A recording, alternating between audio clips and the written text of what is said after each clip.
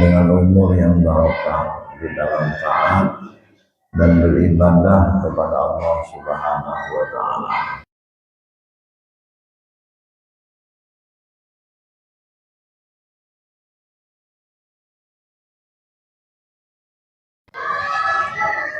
Muhammadin sallallahu alaihi wasallam.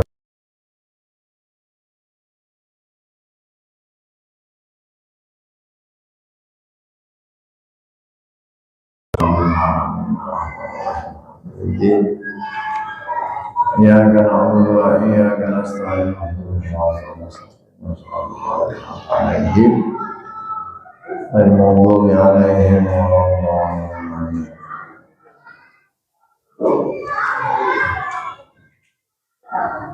Bismillahirrahmanirrahim. Wa nafa'ana wal muslimin wa amadana bi ashabihi wa alihi fi dharanya. Bismillahirrahmanirrahim. Qala Rasulullah sallallahu alaihi wasallam, aksiru dzikral mauti fa innahu yumahhisu dhunuba wa yuzahhidu fid dunya. Fa in dzakartumuhu indal ghina hadamahu wa in dzakartumuhu indal faqri ardakum bi'aisyikum. Rawahu Ibnu Abi Dunya an Anas bin Malik radhiyallahu anhu. Kata Nabi, aksiru dzikral mauti. Aksiru, perbanyaklah dzikral mauti, pada ingat mati. Perbanyak ingat mati. Aksiru dzikral mauti, perbanyaklah ingat mati. Kenapa? Fa innahu, maka sesungguhnya memperbanyak ingat mati, yumahhisu dzunuba, adalah bisa menghilangkan dosa, wa yuzahhidu fid dunya, dan bisa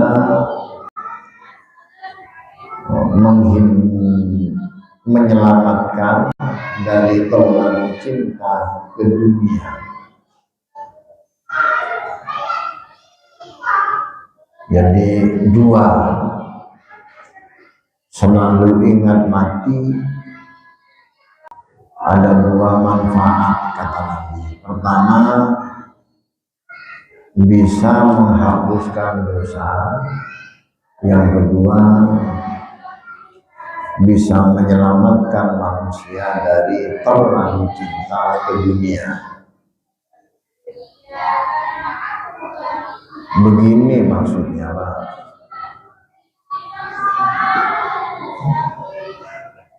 Kenapa mengingat mati itu bisa menghilangkan dosa?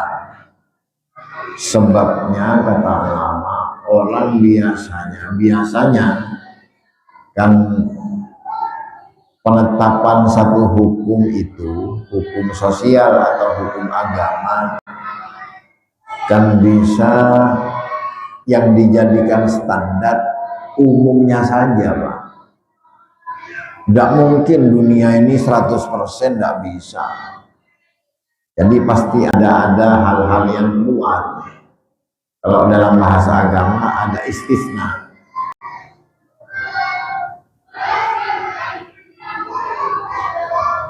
Jadi di dunia ini memang banyak hal yang keluar dari konteks ideal. Orang sholat itu idealnya kan harus khusyuk, Pak. Tapi setiap kita termasuk yang ngomong kadang tidak khusyuk. Iya. Tukang azan itu idealnya kan secara agama kan harus yang banter suaranya dan yang enak. Cuman kita bisa saksikan apa di setiap masjid enak semua suaranya. Enggak. Kalau bersedekah itu idealnya kan harus ikhlas. Tapi apa setiap kita ketika sedekah ikhlas? Kan tidak. Jadi maka di agama itu muncul kekurangan. Di satu sisi mungkin kurang, tapi bisa ditutupi dengan kelebihannya.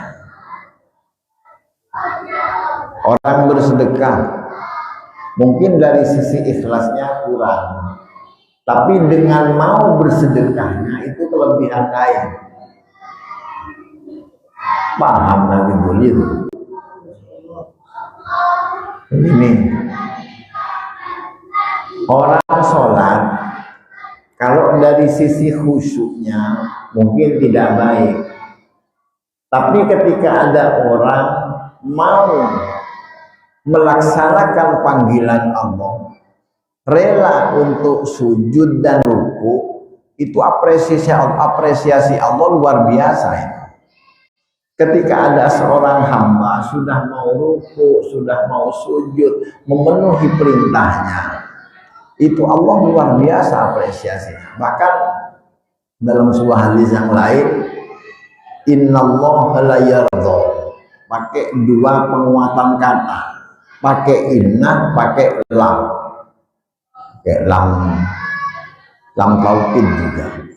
Innallaha la yardha, sungguh Allah sangat ridho anil abdi, dari seorang hamba, ayyakulal aklata fahamidahu aw yashraba syarbatan fahamidahu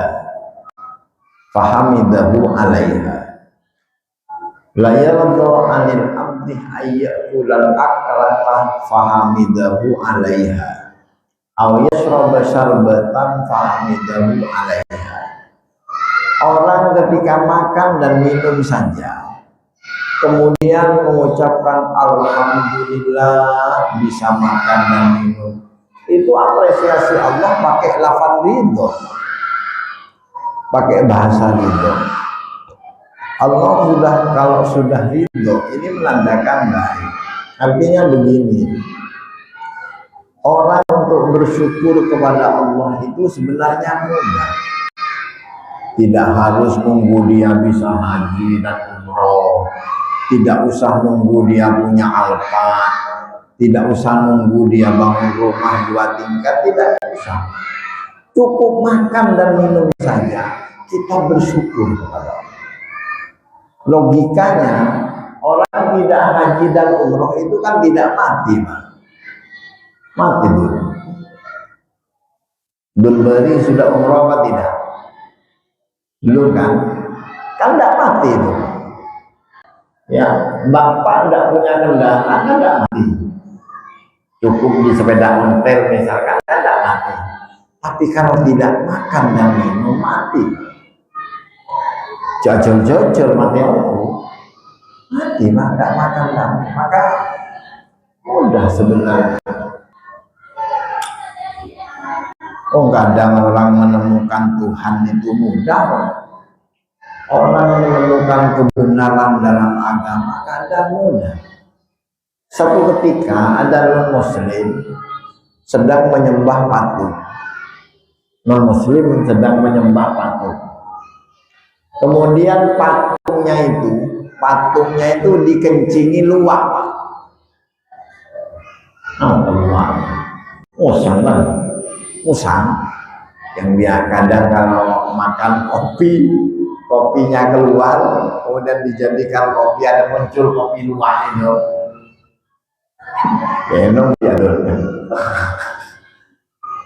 Kadang orang menemukan Tuhan itu mudah.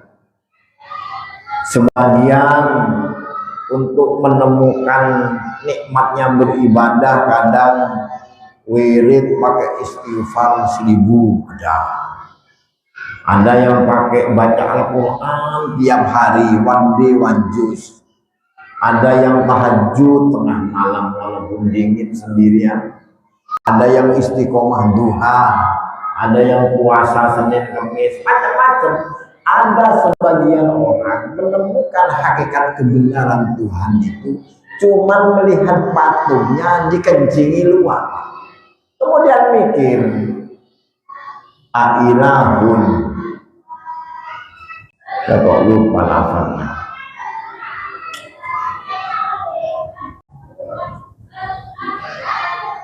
Pokok terjemahannya begini, masa ada Tuhan kok diam saja dikencingi Tuhan, dikencingi luar.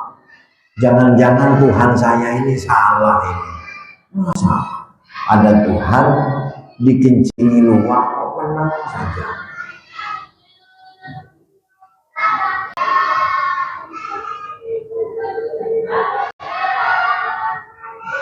Ailahun yabullu alaihi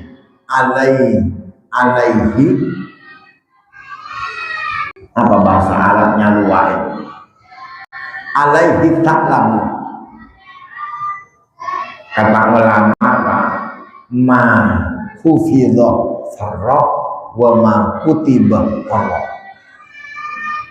Sesuatu kalau dihafal ada kecenderungan lupa. Tetapi kalau suatu itu ditulis, itu biasanya kecenderungan lupanya lebih minim, Pak. Maka anak sekolah kita itu pakai buku ya pakai pulpen. Kalau di pesantren ya pakai pulpen, pakai kitab. Muncul lebih modern lagi, ditaruh di memori. Memorinya HP, memorinya komputer dan lain sebagainya. Itu karena barang yang dihafal ada kecenderungan lupa. Apalagi orang yang menghafal sudah agak-agak tua seperti kita, pikirannya kan macam-macam. Pikir arisan, belanja, jajannya anak, macam-macam. Kreditannya juga jadi tempo, macam-macam. Cenderung lupa. Ailahun yamillu alaihi salam. Oh, masuk ada pangeran kok dikencingi dua kok diam saja. Jangan-jangan bukan. Ada orang yang bisa menemukan Allah itu caranya seperti itu. Ada di kitab itu.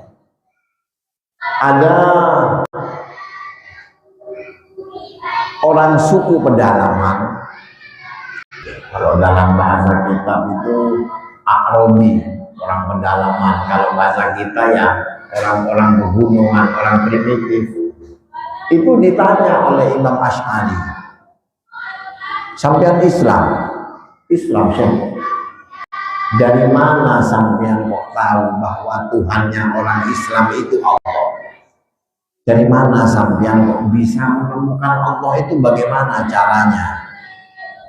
Sampean sholat menghadap ke kiblat, ya Allahnya tidak kelihatan. Sampean baca Al-Quran, wirid doa sampean begini, ya Allahnya tidak kelihatan. Coba logikanya apa yang sampean pakai? Kok bisa yakin Tuhan itu Allah? Jawabannya sederhana, Pak. Jawabannya begini. Al-baqratu yadullu alal ba'ir wa atharul abdan tadullu alal masir. Pokok roh-roh semua ini. Al-baqratu tadullu alal ba'ir wa atharul abdan yadullu alal masir. Kalau ada kotoran, kalau ada celetong, kotoran sapi itu, kalau ada celetong, ini menunjukkan ada sapinya. Kalau ada jejak kaki, itu ada menunjukkan ada manusia yang lalu lalang di situ. Jadi dengan adanya alam yang begini, ini pasti ada yang membuat. Kalau ada makhluk, saya yakin pasti ada kholik. Lah kholiknya itu Allah. Jadi orang macam-macam menemukan kebenaran ini. Orang bisa khusyuk dalam sholat, macam-macam caranya. Jadi urusan-urusan hati kayak ikhlas, khusyuk ini memang sebagian pendapat ulama tidak bisa diprediksi. Yang tahu cuma Allah. Jadi kalau melaksanakan syariat, Pak, sholat, puasa, zakat, mau haji, mau umroh, pokok laksanakan saja. Laksanakan saja. Tidak usah mikir terlalu jauh, tidak usah terlalu dalam. Maka kadang muncul di masyarakat kita, kenapa Pak kok gila Pak? Kenapa kok gendeng? Kenapa kok bisa stres? Lo Pak Ustaz ngamalkan ayat kursi, tidak bisa. Masa logikanya Al-Quran bikin gila? Oh, Al-Quran itu kata Allah syifa'un likulli da, penyembuh. Kan bertentangan. Apa yang bisa menyebabkan gila? Ya niatnya itu tadi. Niatnya tidak kesampaian atau apa. Jadi bukan Al-Qurannya. Ustaz tiap malam baca Bismillahirrahmanirrahim 1000 kali.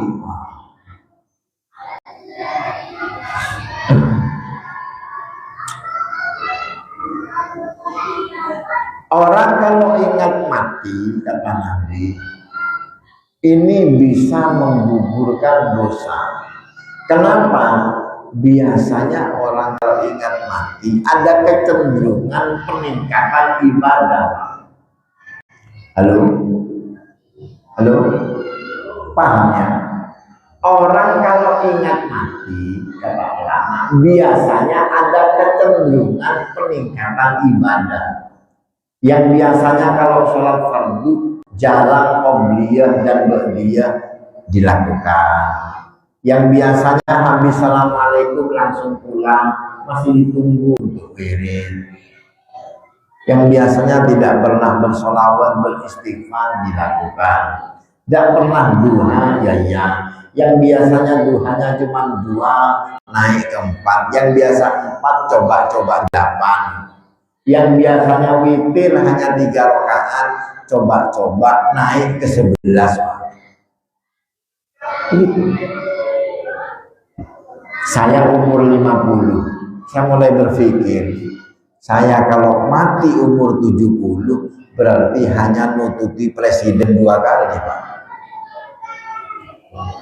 Loh, 2 kali. Prabowo misalkan 10 tahun kan 2 kali, harus diganti, Pak. Ganti presiden lagi. Kaki berpikir ya. Mikir. Jadi saya kadang begini, umur 50, kalau misalkan mati 70, ibaratkan matahari sudah jam 2 Pak ini Pak, menjelang asar sudah. Iya, ya Allah, begitu kayak kemarin. Jadi kadang sebagian orang Pak menter, nggak mempan, memandikan mayit, tapi lupa satu saat akan meninggal. Tukang gali kuburan banyak ada yang tidak sholat, padahal tiap hari gali kuburan. Dia tidak berpikir bahwa satu saat dia yang akan dikubur. Jadi diambil ibrohnya kata Nabi. Maka kata ulama, ad-dinu kulluhu khuluqun. Agama ini hakikatnya adalah akhlak. Bagaimana dia berakhlak kepada Allah, berakhlak kepada Rasulullah, dan berakhlak kepada semua makhluknya ini. Agama ini hakikatnya adalah lifestyle kita, gaya hidup kita ini. Setiap orang bisa memberikan nasihat baik, tapi tidak setiap orang bisa menjadi baik. Oh, kadang ada tukang ceramah, cerai kok. Kalau ceramah dia mampu memberikan nasihat rumah tangga yang baik, rumah tangga yang sakinah warahmah, tapi dirinya cerai. Sebenarnya ada apa-apa, Pak. Jadi amal ma'ruf itu boleh dilakukan siapa saja. Sayyidina Umar itu ketika awal-awal Islam, masuk Islam, belum sempat dia tahajud, belum sempat dia menghafal Al-Quran, belum sempat Umar mendengar ceramah Nabi, tapi langsung amar ma'ruf. Al-ana ya Rasulullah, mulai saat ini ya Rasul, engkau keluar, sampaikan kebenaran Islam di tengah keramaian. Itu di awal-awal masuk Islam. Jadi kata ulama, orang bisa menyampaikan amar ma'ruf boleh, tapi catatannya boleh, walaupun dirinya belum ma'ruf, belum baik. Tapi kita di sosial kan begini Pak, ada orang jual jamu, sementara orangnya batuk-batuk, kita kan tidak yakin Pak. Jual jamu ini manjur begini-begini, orangnya sesek Pak. Tidak yakin. Jadi kadang antara agama dan hukum agama dan keseharian sosial kita kadang bertolak belakang. Bertolak belakang.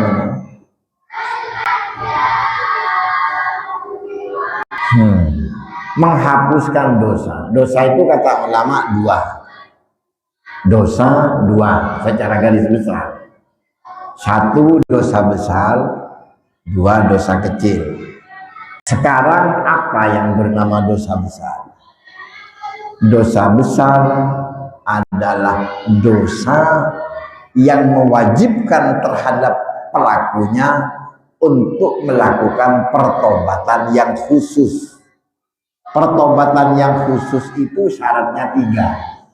Pertama, al-iqla' anil maksiyah, lepas dari maksiatnya. Kemudian yang kedua, an-nadamu, merasa menyesal. Yang ketiga, ini masyhur, ini disampaikan. Yang ketiga adalah al-azmu alla ya'uda ilaiha. Ada semacam tujuan baik untuk tidak kembali terhadap maksiatnya itu. Harus dengar itu. Sementara dosa kecil ini untuk proses pengampunannya tidak perlu pertobatan yang khusus, cukup melakukan amal soleh, maka amal solehnya menghapus maksiat itu tadi. Kata Al-Quran, innal hasanati yudhibnas sayyi'at. Perbuatan baik akan menghilangkan perbuatan yang tidak baik, menghilangkan dosa kecil maksudnya. Contoh, pulang dari masjid nyolong sandal, umpama itu umpama ya. Keluar ke jalan melihat cewek misalkan, siap sampai kecil. Itu bedanya dosa besar. Atau kata ulama, dosa besar itu adalah dosa yang mendapatkan ancaman serius dari agama. Kata Nabi, Allah mengancam tidak akan mencium bau surga perempuan yang meminta talak, meminta cerai kepada suaminya, atau istri yang durhaka terhadap suami. Sebenarnya seimbang sebenarnya.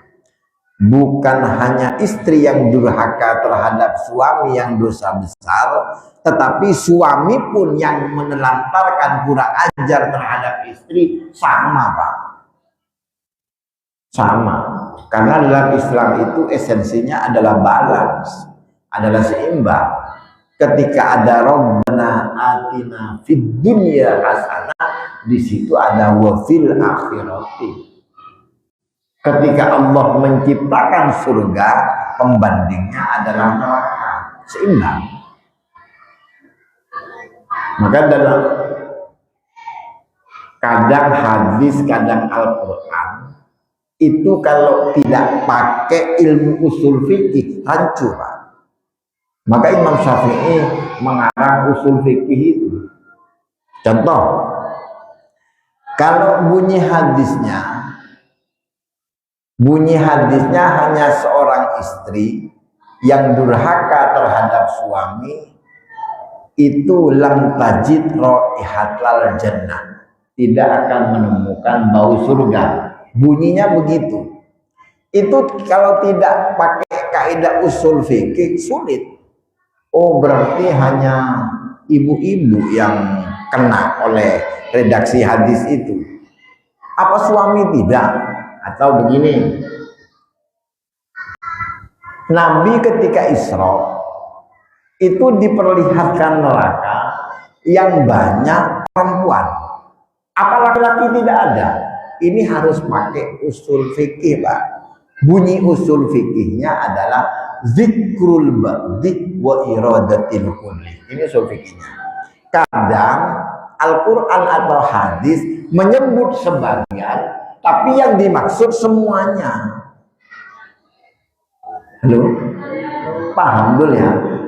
Zikrul min itlaqil ba'di wa iradatil kulli. Dari bab menyebut sebagian, tapi yang dimaksud adalah keseluruhan.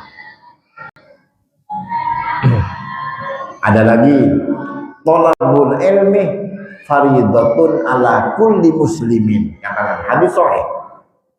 Mencari ilmu wajib kepada setiap muslim laki-laki. Apa yang perempuan tidak wajib? Wajib. Menyebut sebagian, yang dimaksud adalah semua. Contoh lagi di Al-Quran. Pokok sampean ini tidak usah kuliah, Pak. Pinter ini, Pak, nanti, Pak. Ini sampean kalau kuliah, ini ketemu di semester 7 ini. Nggak ada di semester awal-awal, nggak ada. Ketika masuk 6, 7 baru ketemu dengan usul fikih. Kalau di perkuliahan. Contoh lagi, kita baca surat Jumat, juz 28 kalau tidak salah ya. Juz 28 apa 27? 28. Surat Jumat. Bunyinya kan begini, ya ayyuhalladzina amanu idza nudiya lis-sholati min yaumil jum'ah fas'au ila dzikrillahi wa dzalul bai'. Dzalikum khairul lakum la'allakum in kuntum ta'lamun ya. Bahasanya begini, wahai orang-orang beriman, idza nudiya lis-sholati min yaumil jum'ah, ketika telah dipanggil, ada seruan adzan Jumat, di hari Jumat, fas'au ila dzikrillah, perintahnya fas'au, bersegeralah menuju panggilan Allah. Kalau di sini ke masjid, Pak, segera sholat Jumat. Wa dzarul bai', dan tinggalkan transaksi jual beli. Apa ini hanya untuk Kak Tuan Haji Zubaidi yang ada di Pasar Turi, untuk Haji Nurasanto yang melakukan transaksi jual, atau orang-orang di Pasar Loa, atau yang di pasar-pasar tradisional? Apa untuk itu, Cok? Kalau secara tekstualnya bunyinya seperti itu. Apa yang di kantor tidak wajib? Apa anak-anak yang di sekolah itu tidak wajib? Apa orang yang lagi tidur tidak baik, tidak wajib? Maka kata ulama, itu adalah hukum pokok. Yang dimaksud fas'au ila dzikrillah itu maksudnya bersegeralah untuk nututi Jumat, wa dzarul bai', dan tinggalkan transaksi jual beli, dan untuk melupakan sholat. Yang sifatnya melupakan sholat apa saja, tidur di kantor, anak sedang sekolah, nyupir, dan lain sebagainya, termasuk kena dari perintah fas'au ila dzikrillah, bersegeralah ke masjid. Bukan yang di pasar toh, bukan. Maka itu juga termasuk min itlaqil ba'di, yang disebut hanya transaksi jual beli, tapi yang dimaksud adalah global semuanya. Bukan yang jual beli, toh, yang jual bensin, yang jual pulsa, yang di kantor, yang sopir, semua yang lagi tidur. Maka orang-orang tua kita dulu, cung bangun, sudah adzan Jumat, bangun untuk sholat Jumat. Bukan yang di pasar toh. Paham dulu? Hah? Boleh joki, insya Allah paham. Kalau paham ya paham, kalau tidak Pak. Saya jelaskan masalah insya Allah. Wah, ini kemana-mana, ini jangan apa ya, bukan? Saya jelaskan insya Allah. Bahasa Al-Qur'annya kan begini masalah insyaallah, wala taqulanna li syai'in inni fa'ilun dzalika wala. Itu asalnya Nabi kan ada masalah. Ada orang tanya, Nabi tidak tahu. Nabi berkata, besok. Maka ditegur oleh Allah. Jangan katakan besok Muhammad.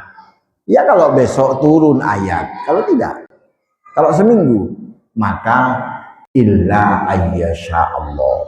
Jadi urusan insya Allah ini kalau kita betul-betul tidak tahu, ada kemungkinan bisa kanan bisa kiri Pak.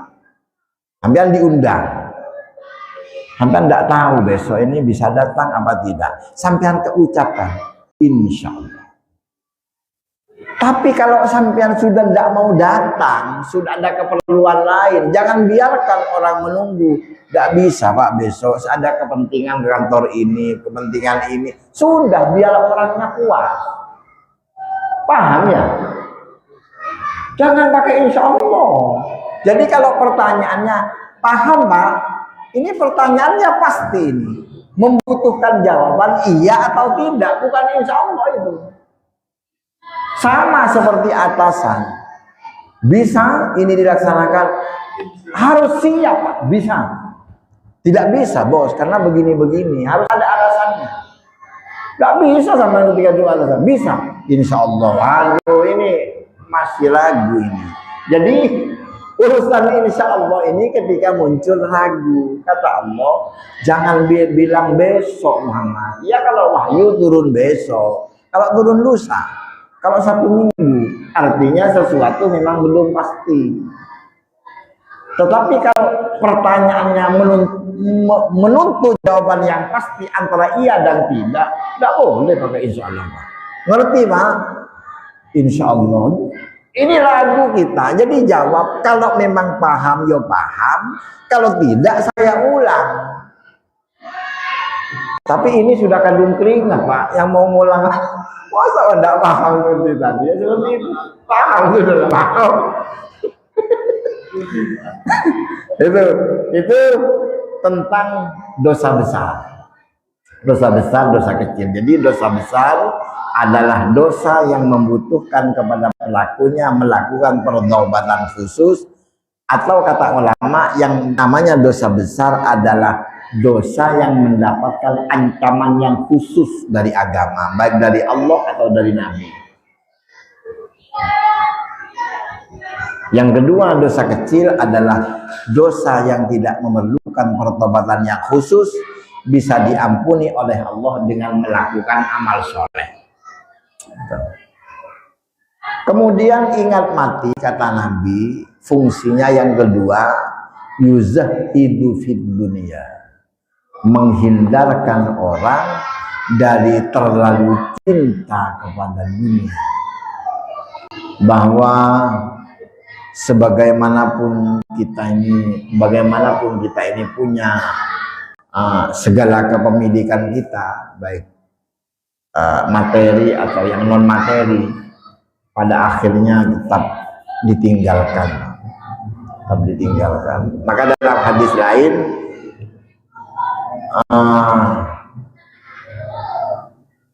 kok lupa ini, dalam hadis lain, ad-dunya maduman la malalahu, dunia itu adalah wadaru man la darolahu.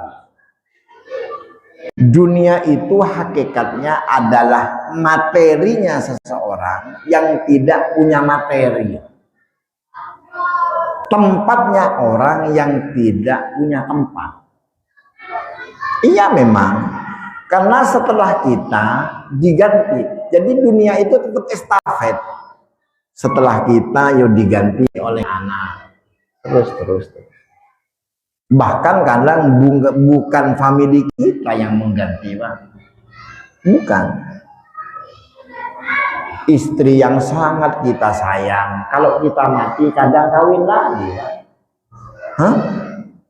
Ya bapak sama juga. Kalau istrinya meninggal kan banyak yang kawin lagi ya.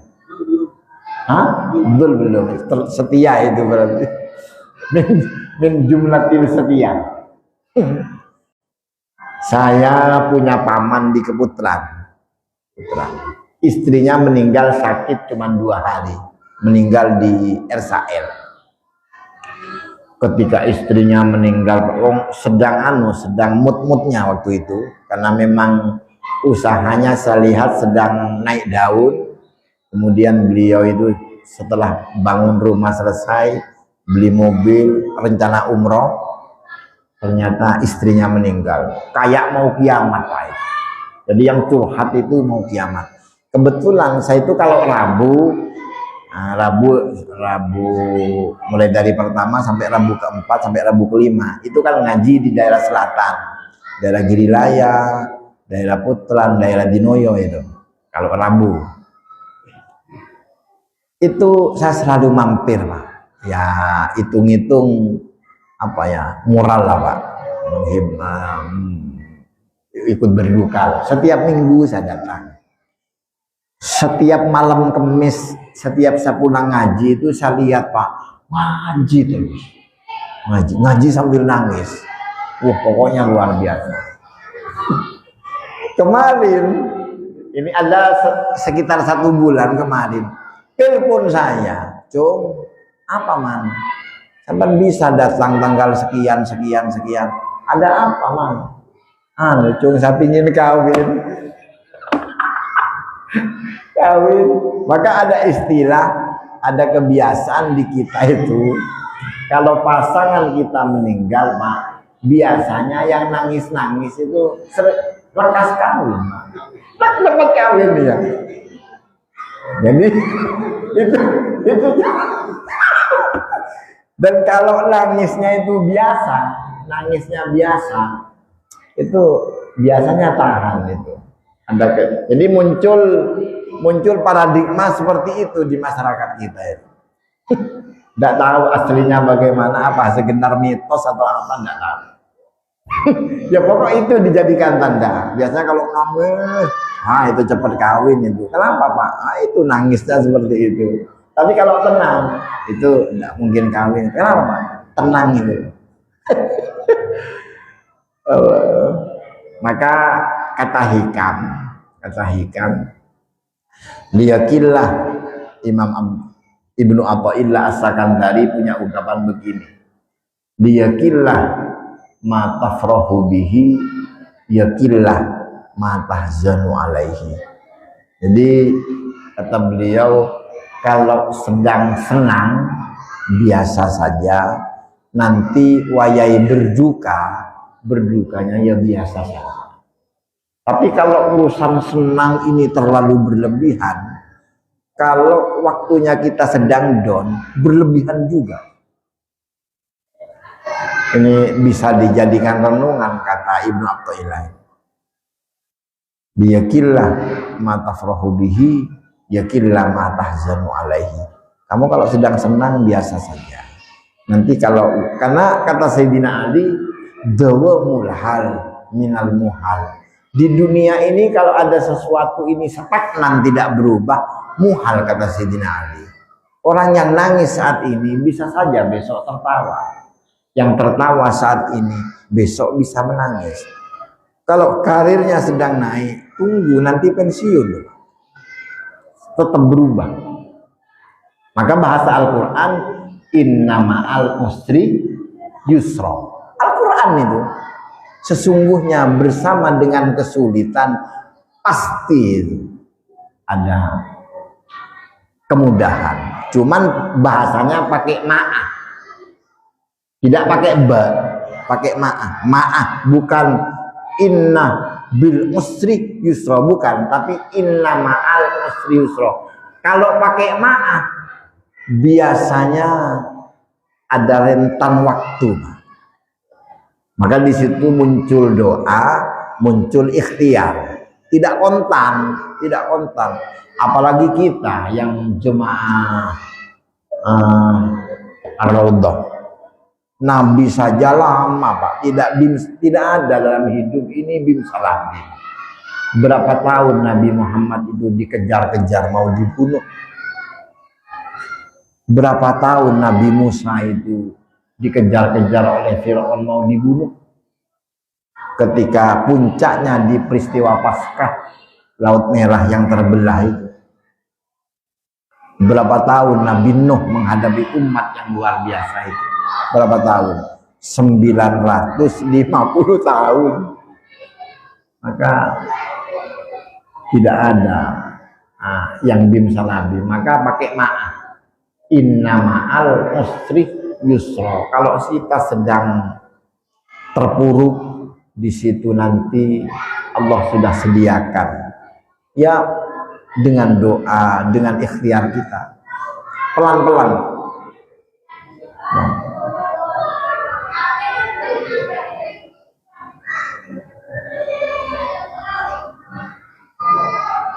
Allah itu termasuk testimoninya saya sendiri ya, dan teman-teman yang lain banyak itu. Saya kadang ketemu dengan teman, mosok bisa langsung seperti enggak Ustaz. Di awalnya dulu becak kok. Becak Ustaz. Becak.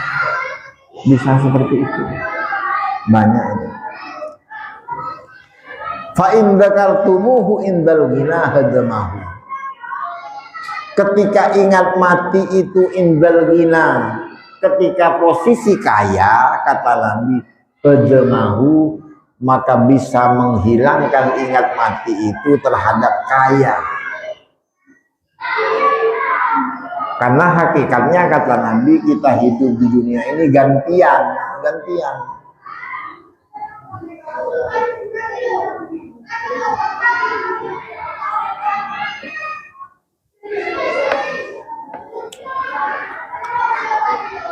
Gantian terus, gantian.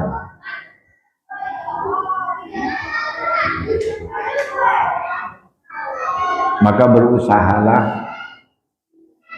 pengganti kita ini yang baik. Usahakan, karena pasti gantian. Usahakan pengganti kita ini adalah orang-orang baik.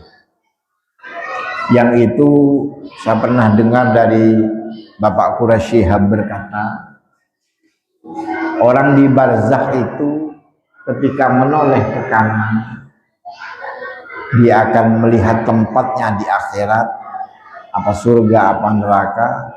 Ketika menoleh ke kiri, dia akan melihat keluarganya dan yang lain yang ada di dunia.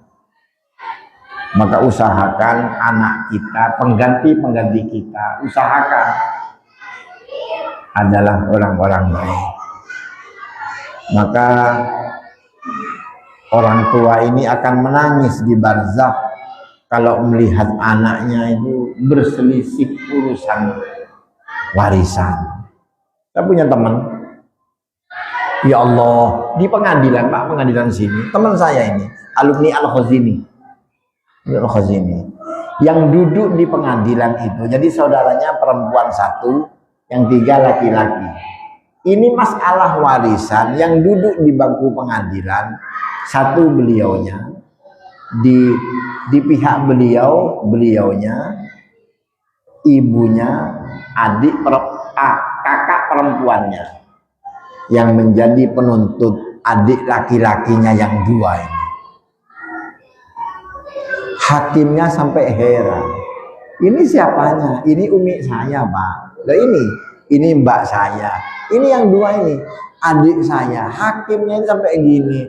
Lapo wong keluarga dan sekarang pengadilan. Kenapa tidak bisa selesai di rumah? Nabi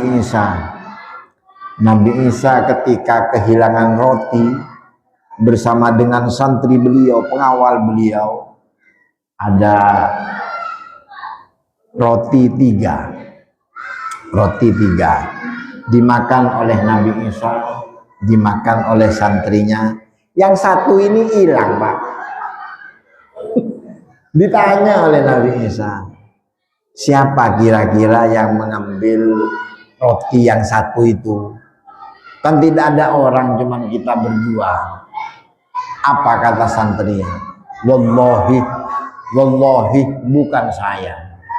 Demi Allah Nabi Isa, bukan saya yang mencuri, bukan. Akhirnya jalan Pak, jalan lewat di sungai. Kata Nabi Isa, saya adalah Nabi Allah. Tidak usah takut. Kamu berpegangan terhadap baju saya. Meniti di atas air tidak tenggelam. Saya adalah Nabi Allah. Kemudian ketika sampai di darat,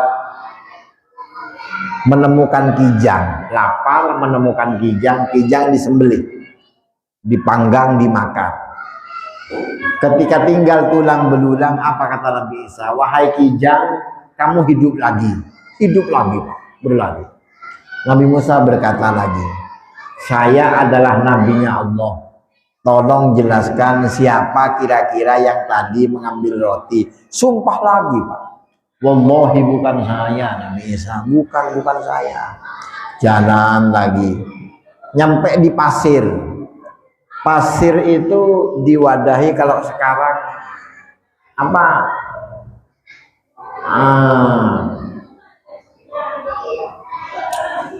Wadahnya beras itu apa Pak itu? Karungnya. Ambil karung cung 3. Karung itu diisi dengan pasir. Berubah jadi emas Pak. Berubah jadi emas. Kata Nabi Isa, sekarang kita pisah. Ini ada emas 3. Kamu ngaku siapa yang ngambil roti saya? Yang satu karung untuk saya, yang satu karung untuk sampean. Wallahi bukan saya Nabi Musa. Yang satu karung lagi adalah untuk orang yang mengambil roti saya, kata Nabi Isa. Kemudian berubah Pak.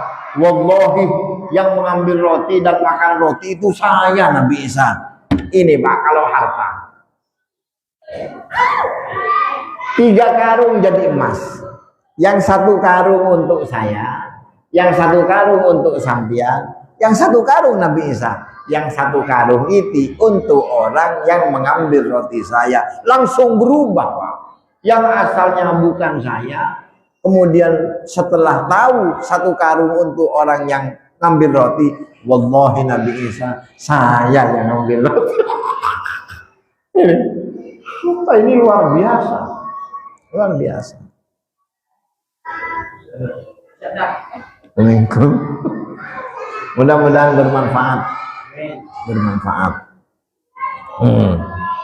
Jadi kembali saya tegaskan sebagai penutup bahwa ingat mati adalah hal, mempunyai 2 hal yang sangat bermanfaat kata Nabi. 1, menghilangkan dosa besar dan bisa menyelamatkan kita dari terlalu cinta terhadap dunia. Rabbana anfa'na bima 'allamtana, rabbi 'allimna alladzi yanfa'una, rabbi faqihna wa faqih ahlana, rabbatina subhanahu wa bihamdik asyhadu an la ilaha illa anta astaghfiruka wa atubu ilaik wa nafsu minkum.